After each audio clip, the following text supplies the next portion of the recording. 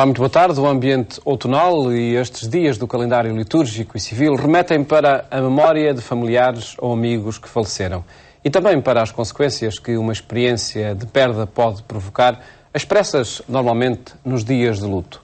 Temas para a análise dos convidados do programa Eclésia de hoje: o padre José Cristino Coelho, capelão do Hospital Santa Marta, em Lisboa, e José Eduardo Rebelo, presidente da Apelo. Muito boa tarde e obrigado por estarem neste programa. Padre José Cristino, começava por lhe perguntar o que caracteriza de facto este tempo de luto. O que é que quer dizer, o que é que expressa o assumir cores mais carregadas após alguns acontecimentos inesperados, muitos deles, nomeadamente pela perda de familiares ou amigos? O luto tem fundamentalmente a ver com a perda de alguma coisa. Não necessariamente um ente querido, mas nós habitualmente chamamos luto à pessoa que perdeu um ente querido. Não necessariamente um falecimento, então? Não necessariamente. Pode ser a perda de identidade, até a perda de hoje de trabalho, pode ser uma espécie de luto, não é? De qualquer maneira, nós aqui, neste caso concreto, mas estamos nas vésperas de Dia Todos Santos e de Fiéis Defuntos, associamos particularmente à perda de um ente querido. É a forma, digamos, mais normal de ver o que é o luto. E nós, como Igreja, como sabe, desde sempre nós procuramos assumir este luto de várias formas, não é? Desde as celebrações litúrgicas até o acompanhamento de pessoas que estão em luto, procurando consolá-las, etc. Aliás, a palavra conforto e consolação é uma palavra-chave neste contexto do luto. Em termos, digamos, da minha perspectiva e, portanto, do meu trabalho também que tenho feito, esta, digamos, preocupação tem a ver muito com a necessidade da Igreja estar ainda mais presente nas situações de luto. Tanto a nível hospitalar, como a nível de, digamos, de ajudar nas paróquias em celebrações ezequiais. Em fases terminais da vida, no caso das capelanias, não é? As pessoas, naturalmente, que aguardam a morte, etc. E já tentaremos ver, de facto, como estar presente e que palavras dizer nessas circunstâncias, que acredito que seja sempre um problema para toda a gente. José Eduardo Rebelo, o professor José Eduardo Rebelo é presidente da Apelo, uma associação de apoio à pessoa em luto. Em que circunstâncias e porquê fundou, creio eu, que foi o fundador desta associação? Muito boa tarde, muito obrigado pela amabilidade do convite. De facto, fundei por razões de ordem pessoal. Em dado momento da minha vida, perdi a minha família e após um luto de 10 anos, não havia no nosso país absolutamente nenhum tipo de apoio organizado ao luto e encontrei uma associação de apoio exclusivamente a pais em luto e achei que era importante alargar esse tipo de apoio, fundando então a Associação Apelo, que visa o apoio a pessoas em luto de uma maneira geral. Como disse, e muito bem o Sr. Padre, de facto o luto, e é o consenso atual, é uma reação a um processo de uma perda pessoal profunda e que pode ter várias causas, nomeadamente a perda de uma expectativa de afeto, um feto abortado, por exemplo, ou um filho que nasce deficiente, ou também uma unidade de autoimagem, como por exemplo a amputação de um membro, etc. E, atualmente, em períodos de crise, como temos agora, a desvalorização social e profissional. Para além, obviamente, da separação de um ente querido, que pode ser provisória ou definitiva, nomeadamente através da morte, ou através do divórcio, da prisão, portanto, da imigração, todos esses fatores que sugerem uma separação provocam lutos. E é precisamente com um conjunto de reações que são características e, no fundo, portanto, a Associação Apelo visa apoiar esse tipo de pessoas através de aconselhamento, através de grupos de entreajuda, através de grupos de aconselhamento técnico.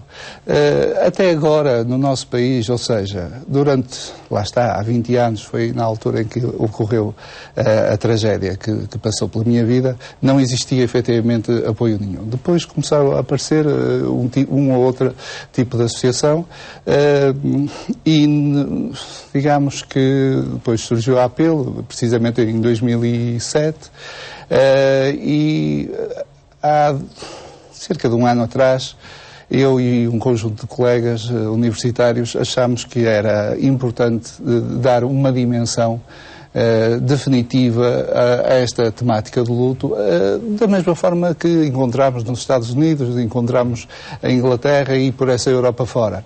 Aqui em Portugal, talvez pela característica idiosincrática dos próprios portugueses, são extremamente individualistas, o luto é muito fechado e é muito individualizado. Então, nós iniciamos a criação de um conjunto de instituições que, de caráter académico, outras e outras nem tanto, que visam a promoção de uma viragem, se quisermos, nesta abordagem. Então, E convém que seja nesse suporte académico que se faça essa viragem na abordagem ao luto?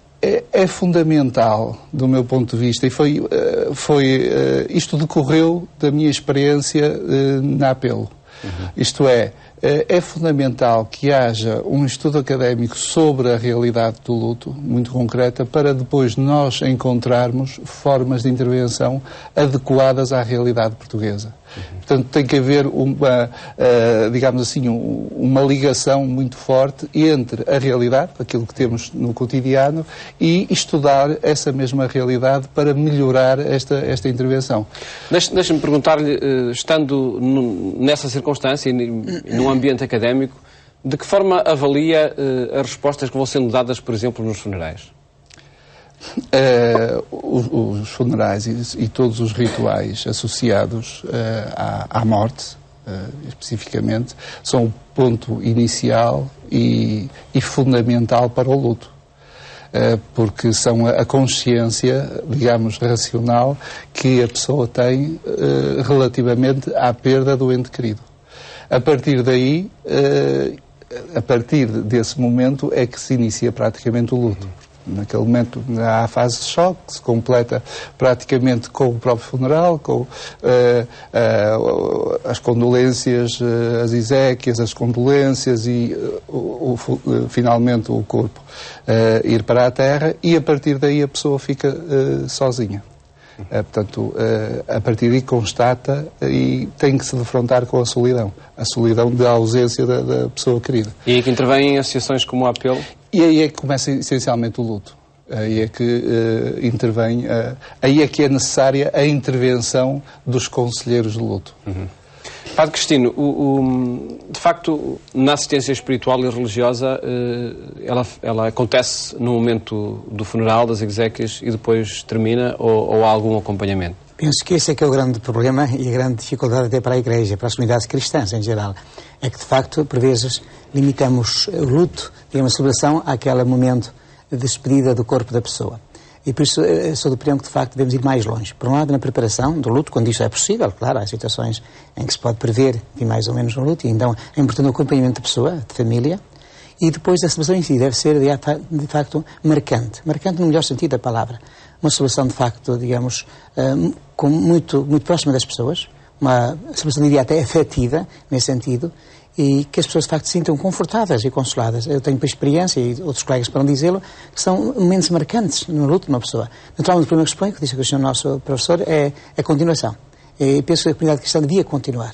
Isso é que não se faz, em geral, nas nas forma paróquias. É que pode acontecer essa continuação nas comunidades? comunidades? Grupos, de facto, de apoio às pessoas enlutadas, não é? Visitando as pessoas, aliás, tentando superar aquela solidão de que o nosso professor falou, embora seja difícil, eu reconheço que é difícil superar essa solidão, é um momento muito pessoal, muito íntimo, mas nós também, como cristãos, nessa linha de esperança, devemos estar lá das pessoas enlutadas, mais do que temos estado até agora.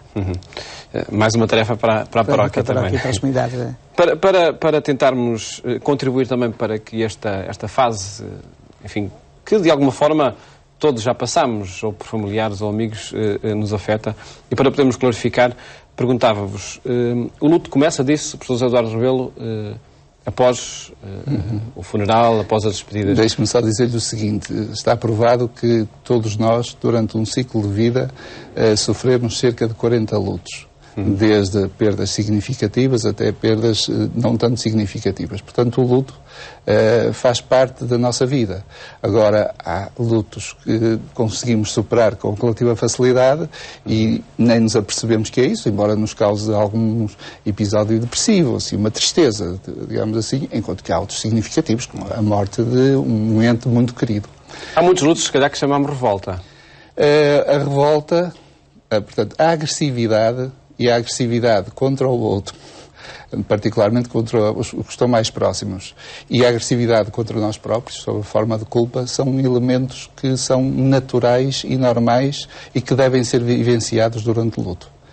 Fazem parte do luto, pura e simplesmente. Mas, por certo, para não ficar por aí, por esse momento? Não, precisamente. Quer dizer, o luto tem um decurso normal.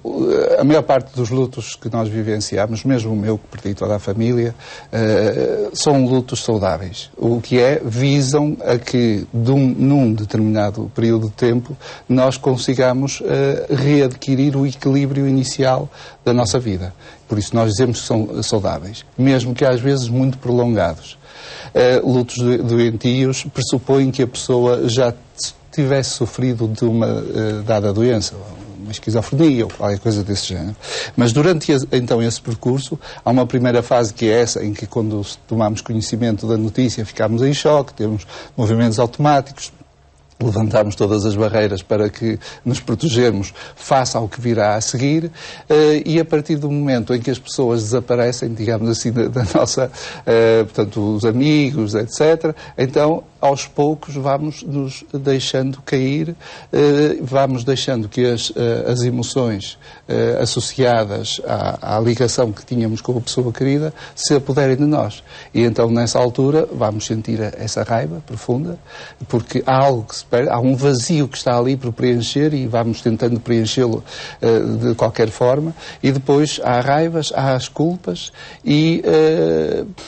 mas há a busca dessa pessoa perdida. Muito embora saibamos, através do funeral, por isso é que é importante, e saibamos racionalmente que está morto e que está enterrado, etc., ou cremado, ou o que quer que seja, mas emocionalmente continuamos a necessitar muito daquela pessoa. E então ela mantém-se viva dentro de nós, durante um determinado período, até que chega um momento em que reconhecemos que é irreversível a perda. Já andamos à procura dela por tudo quanto é sítio e reconhecemos. E aí entramos numa desorganização emocional, porque há aqui um elemento que é fundamental compreendermos. Nós fazemos um investimento amoroso, afetivo, com uma dada pessoa, por uma questão instintiva, porque essa pessoa dá-nos a segurança, a sensação de segurança física e emocional. Portanto, quando reconhecemos a perda, estamos a sentir-nos imediatamente absolutamente inseguros, do ponto de vista físico e emocional. Daí, deslocamentos, atitudes deslocadas, tudo isso. Mas o tempo vai passando e, a dada altura, depois de nos enraivecermos, depois de passarmos por todas essas fases anómalas para aquilo que nos conhecemos, então aceitamos a perda. E, ao aceitar a perda, começamos a reorganizar-nos emocionalmente e partir para novas vinculações, que é o essencial da vida. Na vida são as vinculações que determinam. Em todo este processo, Padre Cristino, que contributo pode oferecer uma perspectiva espiritual e religiosa? Portanto, o luto, como o Sr. Professor disse agora há bocadinho, tem várias reações, em termos espirituais. Uma reação pode ser a tal raiva, a tal desespero, a tal negação, estar contra Deus, contra tudo, contra a fé até. Essa é uma reação, digamos, frequente. A outra, pode ser até passageira, não é? A outra é uma aceitação do que aconteceu, é ser uma perspectiva realmente de fé e acreditar que somos mais do que isto. Agora, como a Igreja deve reagir, por um lado, acho que há duas ou três atitudes fundamentais. Uma delas é, de facto, a amizade. Mostrar amizade com as pessoas, um acompanhamento discreto, não falar demasiado, e por isso a escuta é fundamental neste processo de luto. Portanto, acompanhar alguém é estar com ele, é ao seu lado, naturalmente. O luto é vivido individualmente por cada pessoa. O luto é sempre diferente, penso eu. Mas agora a Igreja, a comunidade cristã, está ao lado da pessoa. Há palavras que não se devem dizer? Sim, nós devemos evitar aquela linguagem que pode até ferir a pessoa, não é? Nem todos pensam da mesma maneira, não é? A gente tenta confortar as pessoas, nem sempre da forma mais fiel e, digamos... Por exemplo? Sei lá, isto tinha que ser, a vida é assim, tinha de acontecer... Deus lá está. Temos de ter cuidado. Coragem. Há coisas, são fórmulas que temos de ter o máximo cuidado. Eu penso que o mais importante nesta altura é saber escutar a pessoa. E o silêncio, por vezes, também fala mais do que as palavras. E neste caso, luto, penso que é verdade. Agora, aquele processo de solidão é um bocado difícil, é um processo longo, não é? Mas a pessoa sentir também que está alguém ao seu lado, que alguém acompanha, que está consigo, não é? Naturalmente, o café também ajuda. Nós acreditamos que a nossa vida é mais do que isto, então temos uma perspectiva diferente do que é a morte e do que é o luto. Mas não é fácil, é um processo individual bastante longo. Estou inteiramente de acordo. Aliás, nas regras básicas que eu costumo definir, eu neste momento estou a organizar cursos de conselheiros de luto, porque achava que era fundamental. Não existiu no nosso país, isto é necessário uma preparação adequada para apoiar pessoas em luto. A psicologia não oferece isso, eu dou aulas na licenciatura de Psicologia também, e não oferece isso porque trata de neurose e de terapias essenciais, a psiquiatria também não, e então era necessário criar, por um lado, conselheiros de luto e terapeutas de luto, e nós organizámos uma sociedade, a Sociedade Portuguesa de Estudo e Intervenção de Luto, onde estamos a desenvolver isso dessa forma, cursos de conselheiro de luto e cursos de terapeutas de luto. E, efetivamente, as regras básicas que nós definimos para apoiar o luto é o seguinte: em primeiro lugar, estar presente, mas não impor a presença, portanto, estar disponível, ouvir, porque o problema essencial no início do luto é que a pessoa fica obcecada pela pessoa perdida. E, ao estar obcecada, fala insistentemente dessa pessoa com um único objetivo: mantê-la viva. Portanto, a nossa resposta é ouvir. É um processo complicado, como podem imaginar, porque um processo de diálogo impõe interação, um fala, o outro ouve e depois trocam de papéis. Aqui só podemos ter um papel, que é o de ouvintes. E depois, o terceiro elemento é não censurar os atos. Porque nós sabemos que há um processo, digamos, de transição, e por mais que sejam complicadas as reações, por mais que se enraiveça inclusivamente contra Deus, contra o guia espiritual, contra a pessoa que cometeu o crime, contra isto ou contra si própria, não é? Nós não devemos censurar os atos, porque sabemos que aquilo é um processo perfeitamente transitório, é um processo anormal dentro de uma normalidade.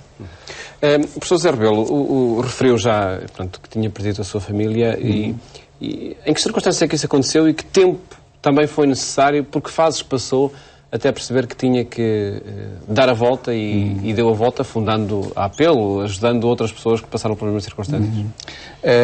Isto aconteceu há 20 anos, há cerca de 2 décadas, num acidente rodoviário. Eu não estava presente e faleceram todas. A minha mulher, que estava grávida, e mais 2 crianças, que eram minhas filhas, e de mais uma senhora que ia com ela e o filho, etc. Foi uma tragédia, de facto, muito, muito complexa.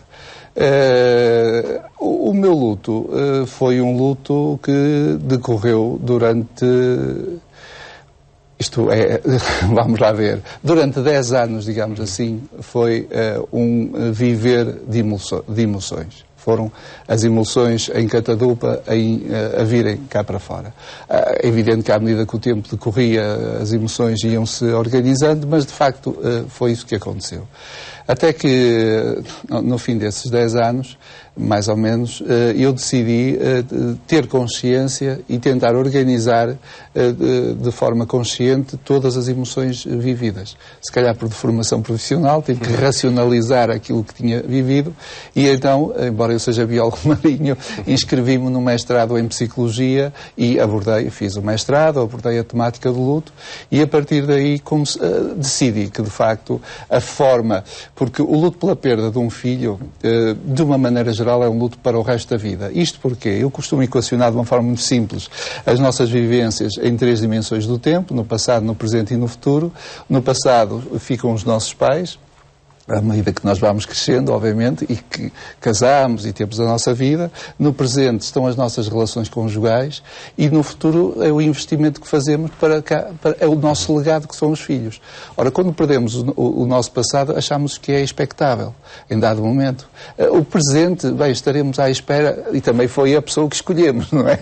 Estaremos à espera que num dia, um momento ou outro, de nós... Agora, perder o futuro significa perder todas as expectativas. E isso, na nossa sociedade, porque isto não acontece em todas as sociedades, mas na nossa sociedade ocidental é algo de complexo. Então, quando eu perdi o meu futuro, acho que tenho que me acompanha até ao resto da vida, não é? Então, a melhor forma é enfrentar esta realidade. E enfrentando esta realidade, olha, criei essa associação. E ajuda outros a enfrentar também, não é? Exatamente, é esse o meu investimento. Nós já temos muito pouco tempo. Padre Cristino, perguntava-lhe, referiu há pouco que a Igreja vive nestes dias o Dia de Todos os Santos e o Dia dos Fiéis Defuntos. São dias diferentes, têm objetivos diferentes no calendário e na celebração? Sim. Por vezes que eu acho que identificamos uma com a outra, sobretudo nas grandes cidades, em que as pessoas visitam o cemitério dia 1 de novembro, amanhã, mas de facto o dia 1 de novembro é grande exaltação daqueles e daquelas que a Igreja, canonicamente, não declarou santos, mas estão, de certeza, junto de Deus Pai para sempre. São os santos. Eu diria os santos anónimos. São tantos santos que não têm conta. Nós dizemos todos os santos. Portanto, é uma festa muito bonita em si. A festa da esperança, da alegria e desse acreditar que somos mais, que a nossa vida seja. O dia 2 é, digamos, mais triste para as pessoas, porque é o dia de fiéis defuntos. Quer dizer, nós lembramos todos aqueles e aquelas que nos pertenceram em vida e que serão o caminho da purificação total, da vida plena com Deus. Mas, no fundo, é isso que celebramos. Embora às vezes nós quase que juntamos. Eu penso que sim, que mesmo os fiéis defuntos também são santos, muitos deles. Já. São muitos. Portanto, é uma festa. Eu digo, é a festa do sem nome, mas é a festa de todos nós. Portanto, todos nós somos candidatos ao dia 1 de novembro. Há um aspecto que nós sempre, acho eu, que é sempre muito perplexo, que é saber o que dizer a uma pessoa que acabou de perder alguém, acabou de perder um familiar, um amigo. Na vossa opinião, quando chegamos à beira do outro, o que é que interessa dizer? Muito sinteticamente. Fundamentalmente, por vezes, não há nada a dizer. O que há é abraçar a pessoa e demonstrar a sua solidariedade e dizer que aquilo que eu costumo dizer às pessoas é, a partir de agora, faz aquilo que o teu coração ditar. Comporta-te seja o teu coração digamos, a definir os teus passos. Portanto, nós, em termos pastorais, devemos seguir mais o mesmo método. Portanto, acolher as pessoas, respeitar muito o silêncio dos outros e nós próprios também guardar esse silêncio. Através de gesto até de afeto, um gesto físico. E, naturalmente, as palavras, por vezes, não são as mais importantes. Agora, são importantes as palavras naquilo que dizemos, sobretudo nas celebrações litúrgicas. Aí acho que sim. Devemos ter o máximo cuidado no maneira do afeto, do acolhimento, do respeito pela pessoa. Eu queria acrescentar que nós, mesmo na Igreja, temos oportunidades para continuar o luto. Aqui há missas do 7º dia, missas do 30º dia, missas de aniversário. Há a oportunidade de reencontrar os familiares e os enlutados. Talvez nós sabemos aproveitar melhor essa oportunidade. E que são, do meu ponto de vista, extremamente importantes. Esperemos que assim porque são aconteça. Uma marcação do tempo e, portanto, uma marcação do luto. Agradeço por terem estado aqui. O nosso tempo, infelizmente, chegou ao fim. Muito obrigado por terem estado aqui neste programa, onde quisemos apresentar perspectivas para a experiência de vivências de luto. Permitam ultrapassar sentimentos de perda. Votos de bom fim de tarde. Até amanhã, se Deus quiser.